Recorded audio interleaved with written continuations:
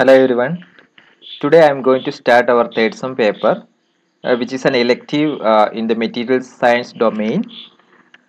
That is the paper title, The Solid State Physics for Materials. And I will be handling the third unit, that is about the phase diagram as well as excitations in solids. And today I will start discussing about the phase diagram. The phase diagram, which is an important topic in materials, because the phase diagram can be used to predict the phase changes that have occurred in an alloy and that has been exposed to particular heat treatment process. This is important because the properties of the metal component depend on the phase present in the metal. So the definition of a phase diagram is actually a diagram in the space of relevant thermodynamic variables, for example temperature and compositions, indicating phases in equilibrium, which is called the phase diagram.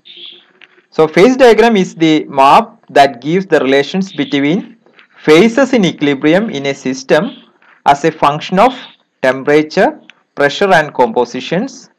The map that distinguishing the regions of stability of various phases, which is called the phase diagram. So if you want to know what is a phase, which is a chemically homogeneous, physically distinct and mechanically separable part of the system. So here we describe system as one of the alloy. If you have more than one component is mixing together, we can form alloy or solutions. So that kind of things are called the system. So system is basically a kind of alloy. So if you want to know, I don't know whether you understood it correctly, the phase diagram. So in the next slide, I will be describing with an example, which is a alloy of, we'll discuss in detail about a copper nickel alloy, and we'll discuss how phases are formed, phase diagram is described, which is a very simplest example. So in order to understand the phase diagram better, let us consider a common alloy, that is a copper nickel alloy, and it is also called copper nickel system. So the copper is having a closed cubic pattern CCP structure, and nickel also having similar structure, cubic closed packing structure. And the melting point of copper is known as it is at 1085 degrees Celsius, and for nickel the melting point is at 1453 degrees Celsius. Now let us consider a one dimensional phase diagram. As you see here on the left hand side, it is of copper, and we only have one axis, that is temperature in degrees Celsius, and we have marked one point there, that is TMCU, that is the melting point of Cu. That value is 1085 degrees Celsius, and similarly we can have a nickel which is having a higher melting point, and that has been marked here, the TMNI, you can see here. So if you in this single phase diagram, up to this melting point the material is in the pure solid form, and above this melting point it becomes liquid. So if you increase the temperature anymore, it become more liquid solutions. So at this melting point, there is an equilibrium state between liquid and solid state. Similarly here for nickel, up to this TMNI, this is in solid form, and above this point this is in the liquid format. Okay.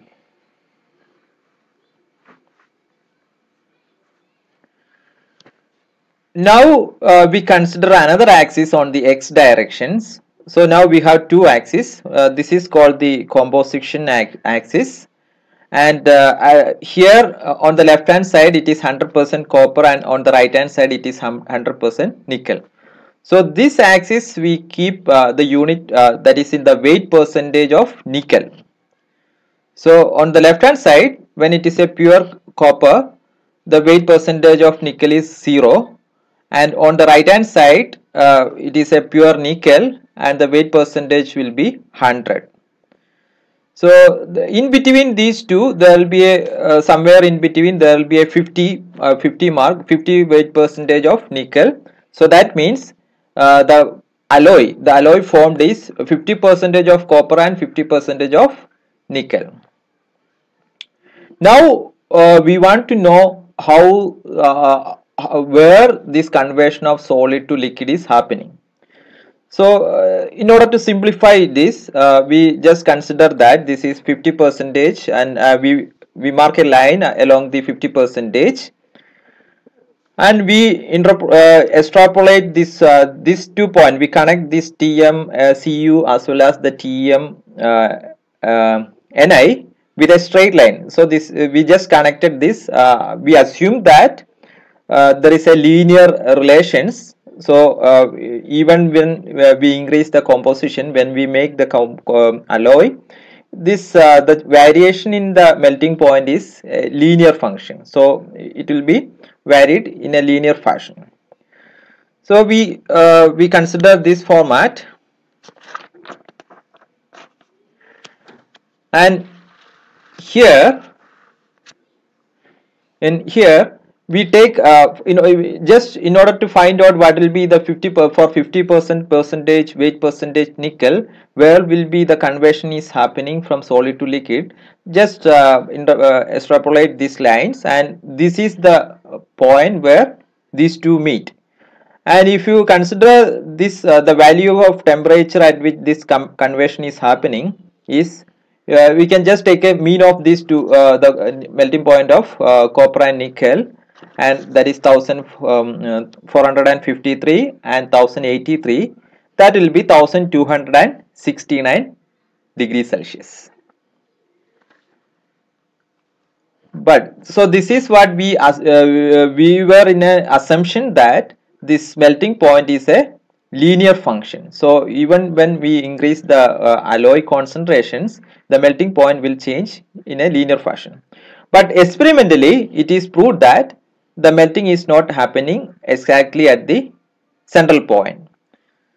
So that is not happening at one particular temperature. So for the pure form of copper or nickel, this conversion is happening at a particular value of temperature, and we call it as the melting point. But in this case, when an alloy is formed, this conversion is not happening at a particular temperature, and so this is the real case. So in this case, we can see that there is a point. We mark this point for 50 percentage.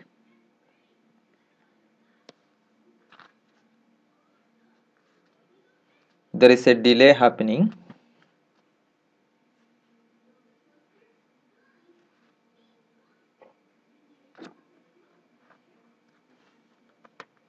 Okay. So we for 50 percentage we consider this point TS at which the this material is started melting. So this TS is the initial point at which the material is started melting, and it is not a complete solution. And on increasing the temperature further, there is a point called TL at which it is completely become liquid. So this is not happening at a one particular point. Similarly, we can consider this for different values of concentration, weight percentage, and this is for 25 percentage. TS is happening at this point, and TL is at this point. So TL is the temperature at which the solid this becomes completely, the alloy become completely liquid. Similarly, we can do it for different temperature range. So on the right hand side, you are seeing for 75 percentage weight percentage, and now we can connect all these points. If we connect all these points, this will be the structure. Okay, so this is the point. We'll get these two lines. So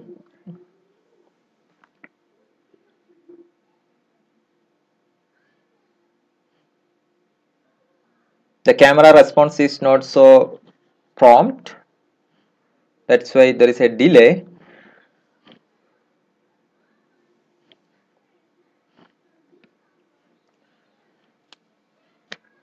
Okay, you can see in this picture the bottom line, you connect all those TS point, and on the top line we connect all those TL points, and you'll get this kind of shape.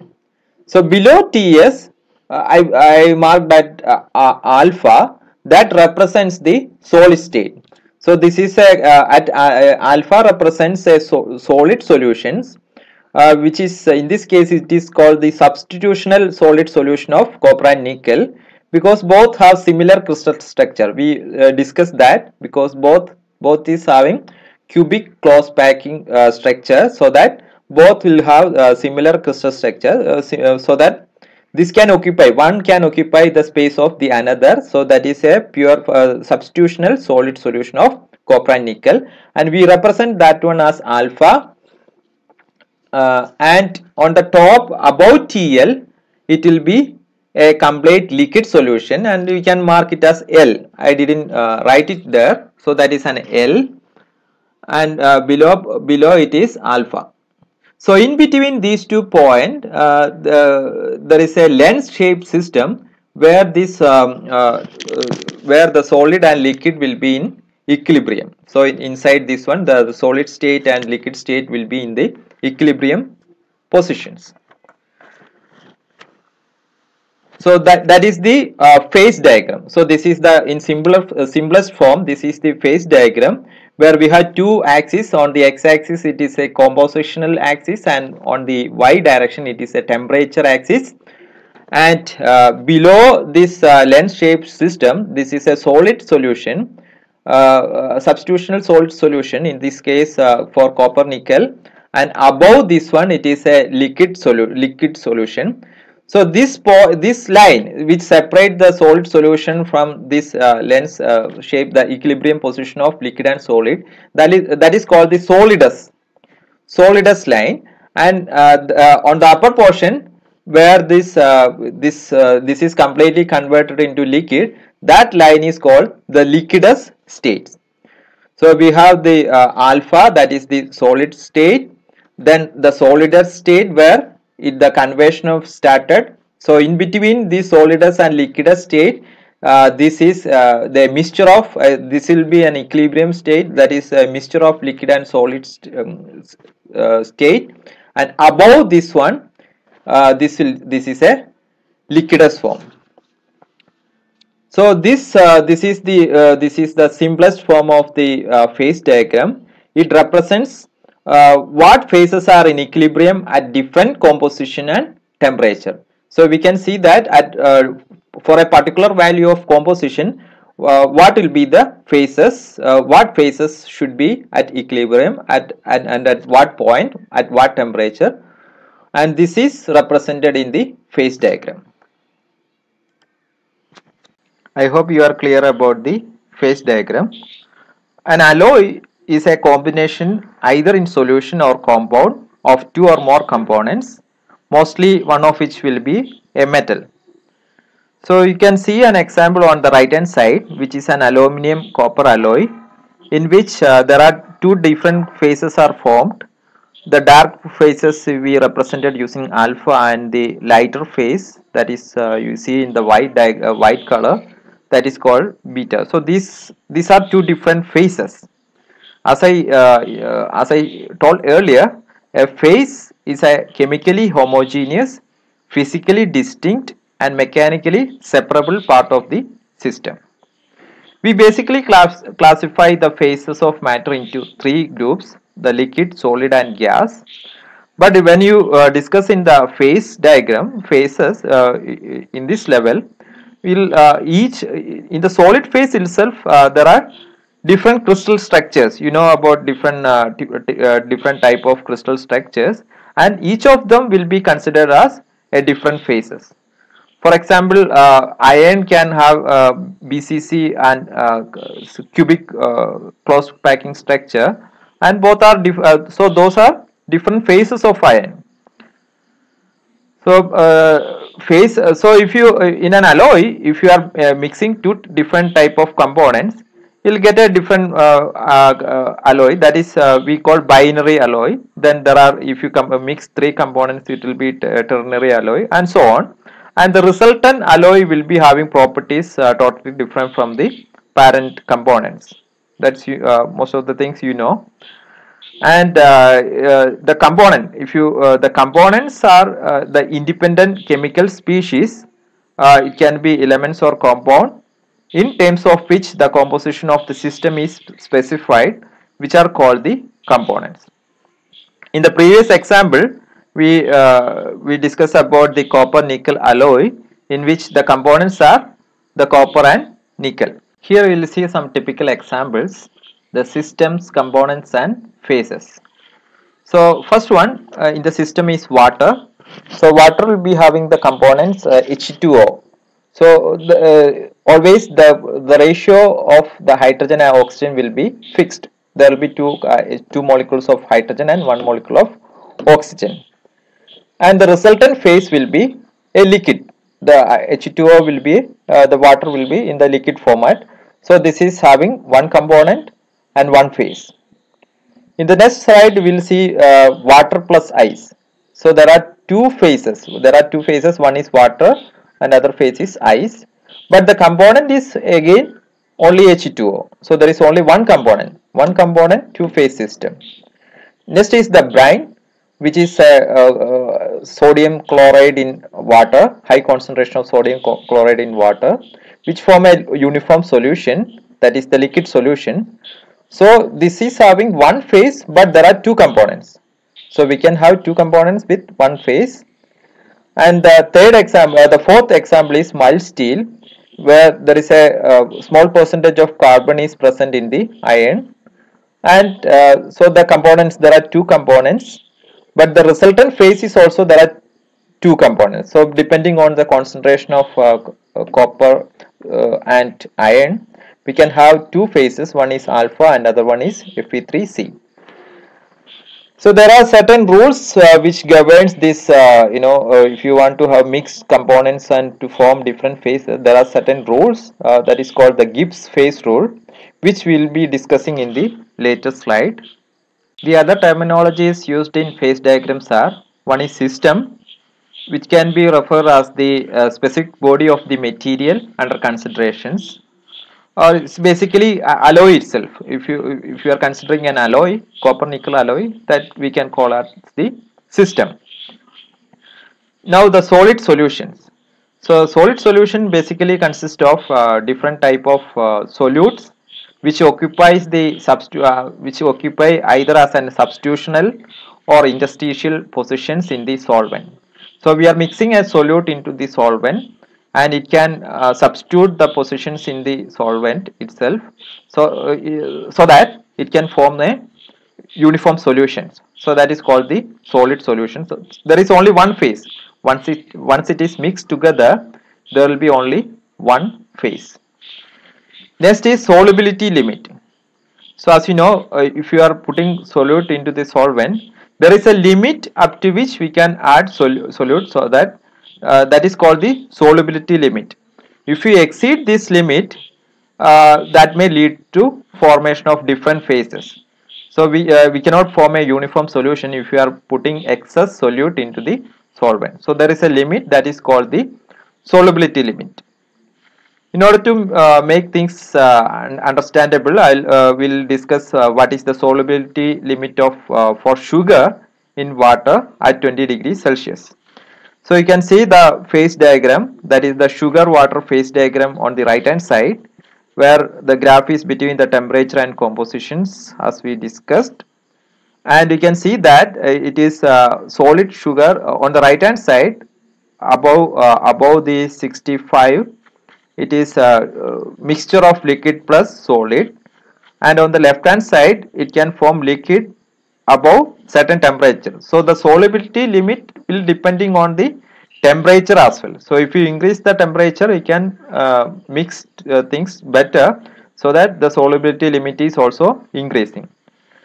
In this figure, at 65 weight percentage sugar at 20 degrees Celsius, and if the concentration is less than 65 degree sugar, then it will be a syrup. It will be a solution, provided the concentration is less than 65 and it is which is at 20 degrees Celsius. So it is clear here. If the concentration, if at the same temperature value, if the concentration is increased above 65 degree, it cannot form a solid solutions. It will be a mixture of different phases, that is the syrup plus sugar.